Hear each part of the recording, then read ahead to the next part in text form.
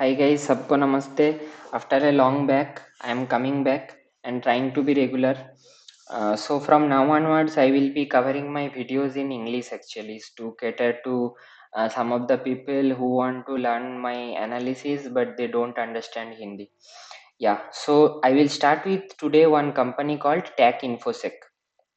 So as you already know, we always want to know the future of the company, and that's how we'll actually make alpha in the market, because past is past, everything is priced in the current price. But when you see a company growing in a rapid pace and there is a visibility of growth in the future, that's when the companies are attractive for investment. But on the other hand, this type of companies are SMEs which are very like volatile, and there is always liquidity crunch there. So you can't get exit if something bad happens. So there is always some trade-off, right? So coming to this company, TAC InfoSec, so these are a cyber security company. They are into vulnerability management. Very small company, 1500 crore market cap, but they are aspiring to be one of the largest vulnerability management company in the world. So why this is interesting? Because like their growth rate, revenue grew 130%, PAT grew 140% in the first half of this fiscal FY26. So that's mind blowing. They are guiding that their H2 can be even better than H1. That means you can expect around more than 120% growth. And also they are expecting their margins to be stabilized if not improving. Already their PAT margin is 51%. Like this is unheard of in the whole industry, I can say. Mm, Now one by one, let's say per client revenue, it's continuously rising. This H1 also it grew by 36%, and they're expecting this per client revenue to grow 20% quarter on quarter, right? So currently they are at around 1600 to $1700 of per client revenue. They want to touch around $10,000 of per client revenue by 2030. So that is one guidance. And why I like this company is I am tracking it since last, you can say, 6 to 8 months, and whatever they guide for, they generally delivers that. That's something very rare, I can say. Mm, Now they had mostly three verticals. One is Sockify. Sockify is kind of a product they have built that is AI compliant and that helps in SOC 2 compliance. So there is a compliance that your product needs to have before it onboards real user, and that SOC 2 compliance, you can be certified by this company. Another is Cyberscope. So Cyberscope is their latest acquisition. It's a like US company, they acquire it, and even in this December this company got listed in the Nasdaq. So that's also another value creation. And they has another product called ESOC that's also working different types of like vulnerability management.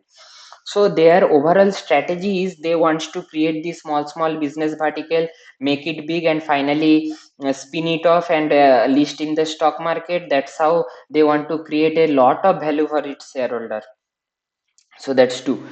So we discussed first is the per client revenue thing, and second we discussed is the like scope and how their strategy for expansion. Now coming to the third thing is client acquisition. So it's not enough to gain more and more like pocket share from existing client. We also have to acquire new clients. So they are also doing it organically and inorganically by acquiring companies in multiple geographies. So when coming to organic growth, how they are doing is they are placing their product very cheap. Now generally the economics how it works is if even 10 to 20% cheaper products comes to market, it generally take up to 80 to 90% of the whole market because of the price advantage. And this strategy majority time is deployed by Geo, as you have seen in multiple occasions. So they are also following similar thing, and they are actually seeing huge demand. So they are expecting this Hockeyfy itself can have 10,000 clients. So recently in this month of August September they launched it, and they are expecting around 200 clients by this November December itself. and they want to, in the near to medium term future, they want like around 10,000 clients for this product itself, and later they want to just do cross sell, upsell, all these things. Okay. Now the demand is so high that they are basically continuously increasing their plans, like the subscription fees of their plans. Okay. Now if you see, their basic plan previously was $2,700. Now it became $4,500, right? So it clearly shows your pricing power. Now, a geographical expansion wise, they are focused on three major regions. One is Canada region, another is this Middle East, UAE, all this region, and the Australia region. So, because there are also no significant players or competitions are there for this kind of company which is providing these products, right? So that's another thing. Now, currently their market cap is around, you can say, 1,500 crore, and their sales is around 50 crore, right? But what they are expecting is they want to touch around $100 million revenue, I mean ARR, annual recurring revenue, by 2030. And they want to invest $100 million from now till 2030.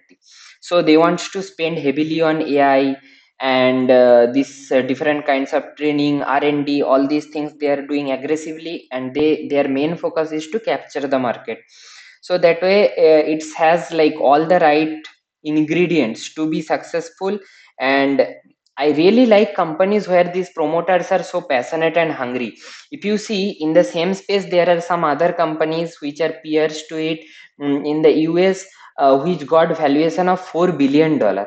You can understand. So $1 billion is around 9,000 crore, so that means 32,000 crore, and this is like directly competing with them, and this currently at 1,500 crore. So there is also a huge gap, and the market potential is also, I would say, immense. So that's all. Margins will be sustainable, and we need to track it closely, because this kind of product based cyber security company is very rare, at least in the I mean in the listed universe. In the SME space you will find some other company called TAC Securities, but I think TAC is much better. If you go to screener and look its PE, right? So this PE will be looking high, around 74 around, but that is not the real P. The trading P for this stock is around 60, and they are going at 120, right? So if you check the P, forward P of FY26, you can get it around 45 P, right? And 45 P growing at more than 100%, that means our peg ratio is below 0.5, which is really great, but always there is a risk, so you have to track it closely. On that note, I would like to close this video, and there is nothing about recommendation because I am not any SEBI registers analyst. So thank you.